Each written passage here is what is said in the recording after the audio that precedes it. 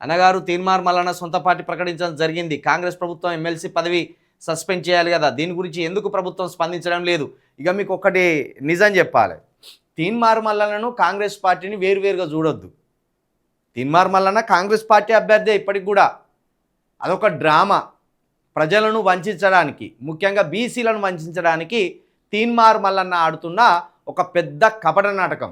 ఇక మీరు చూడండి, ఈ జూన్ వరకు, ఈ జూన్ ఆర్ డిసెంబర్ వరకు ఆయన ఎమ్మెల్సీ పదవి కాలం ముగుస్తుంది.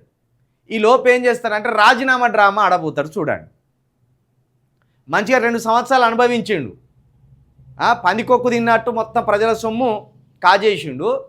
ఇక ఒక 2 నెలల్లో 3 నెలల్లో ఉండగా బీసీ సమాజం కోసం నేను రాజీనామా చేయబోతున్నా అంటాడు. నువ్వు ఎప్పుడు చేయాలి రాజీనామా? నిన్ను ఎగిరి తన్నినప్పుడు కాంగ్రెస్ పార్టీ, నువ్వు బయటపడ్డప్పుడు వెంటనే నాకు నీ పార్టీ ద్వారా వచ్చిన ఈ పదవి నాకు వద్దు అని పారేసి రావాలి. ఎక్కడ? గాంధీ భవన్లో పారేసి రావాలి. కానీ ఆ పదవిని పట్టుకొని వచ్చిండు, పార్టీని ఇడిచిపెట్టినని నమ్మిస్తాడు.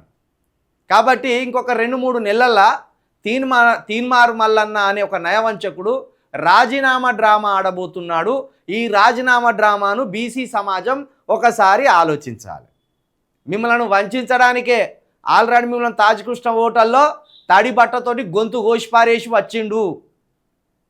తాజకృష్ణ హోటల్లో 2023లోనే పార్టీ పెడతా, మీ 119 మంది బీసీలకు నేను టికెట్లు ఇస్తా, ఎస్సీ నియోజకవర్గాల్లో కూడా నేను బీసీలను నిలబెడతా, ఎస్టీ నియోజకవర్గాల్లో కూడా నేను బీసీలను నిలబెడతా అని ఓ అబద్ధపు మాటలు మాట్లాడి నయవంచన చేసి మిమ్మల్ని తడి బట్టతోటి గొంతు కోసింది.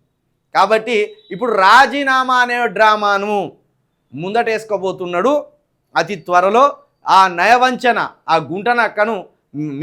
గుంటనక్కను మీరు గమనించాలని నేను మనస్ఫూర్తిగా మిమ్మల్ని విజ్ఞప్తి చేస్తున్నా.